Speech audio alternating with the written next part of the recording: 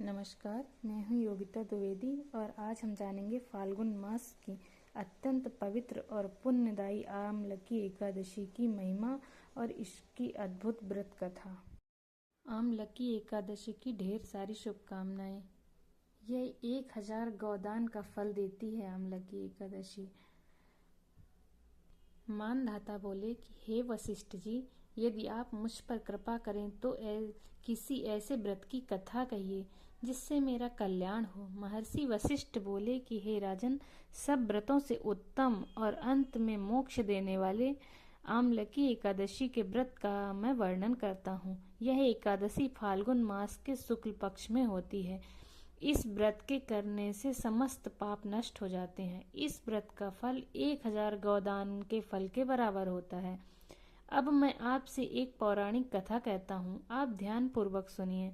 एक वैदिक नाम का नगर था जिसमें ब्राह्मण, क्षत्रिय, वैश्य और शूद्र चारों वर्ण आनंद सहित रहते थे। उस नगर में सदैव वेद ध्वनि गूंजा करती थी तथा पापी, दुराचारी तथा नास्तिक उस नगर में कोई नहीं था। उस नगर में चैतरथ नाम का चंद्रवंशी राजा राज्य करता था। वह अत्यंत विद्वान तथा धर्मी था। उस नगर में कोई भी व्यक्ति दरिद्र व कंजूस नहीं था। सभी नगरवासी विष्णु भक्त थे और आबाल वृद्ध स्त्री पुरुष एकादशी का व्रत किया करते थे।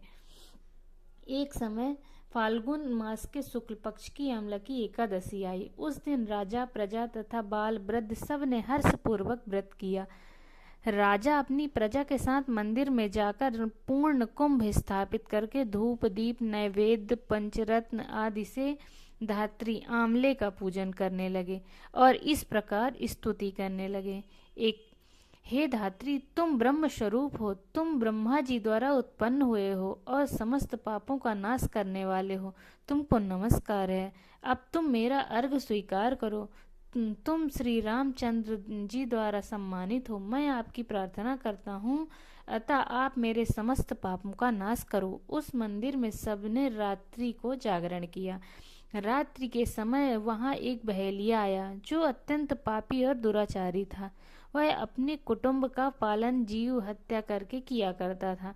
भूख और प्यास से अत्यंत व्याकुल वह बहेलिया इस जागरण को देखने के लिए मंदिर में एक कोने में बैठ गया और विष्णु भगवान तथा एकादशी महात्म की कथा सुनने लगा।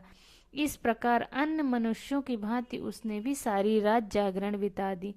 प्रातः काल होते ही सब लोग अपने घर चले गए तो बहेलिया भी अपने घर चला गया। घर जाकर उसने भोजन किया। कुछ समय बीतने के पश्चात उस बहेलिये की मृत्यु हो गई।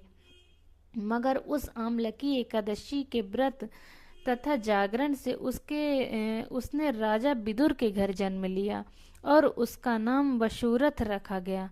युवा होने पर वह चतुरंगिनी सेना के सहित तथा धन धान्य से युक्त होकर 10,000 ग्रामों का पालन करने लगा।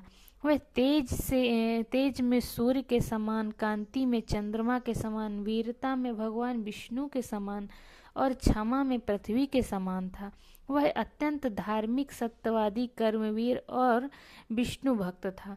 वह प्रजा का समान भाव से पालन करता था। दान देना उसका नित्य कर्तव्य था। एक दिन राजा शिकार खेलने के लिए गया। देवयोग से वह मार्ग भूल गया और दिशा ज्ञान न रहने के कारण उसी वन में एक वृक्ष के नीचे सो गया। थोड़ी देर बाद पहाड़ी मल्लेच्छ वहां आ गए और राजा को अकेला देखकर मारो मारो शब्द करते हुए राजा की ओर दौड़े। मलेच्छ कहने लगे कि इस दुष्ट राजा ने हमारे पिता, माता, पुत्र, पौत्र आदि अनेक संबंधियों को मारा है तथा देश से निकाल दिया है, अतः इसको अवश्य मारना चाहिए। ऐसा कहकर वे मलेच्छ उस राजा को मारने दौड़े और अनेक प्रकार के अस्त्र शस्त्र उसके द्वारा फेंके। वे सब अस्त्र शस्त्र राजा के शरीर पर गिरते ही नष्ट हो जाते और उनका वार पुष्प के समान प्रतीत होता। अब उन मल्लेच्छों के अस्त्र शस्त्र उल्टा उन्हीं पर प्रहार करने लगे जिससे वे मूर्छित होकर गिरने लगे। उसी समय राजा के शरीर में एक दिव्य स्त्री उत्पन्न हुई। वह स्त्री अत्यंत सुंदर होते हुए भी उसकी भ्रुकुटी टेढ़ी थी। उसकी आंखों से लाल लाल अग्नि निकल रही थी। जिससे वह दूसरे काल को समान प्रतीत होती थी। वह स्त्री मलेच्छों को मारने दौड़ी और थोड़ी ही देर में उसने सब मलेच्छों को काल के गाल में पहुंचा दिया। जब राजा सोकर उठा तो उसने मलेच्छों को मरा हुआ देखकर कहा कि इन शत्रुओं को किसने मारा? इस वन में मेरा कौन ही तैसी रहता है?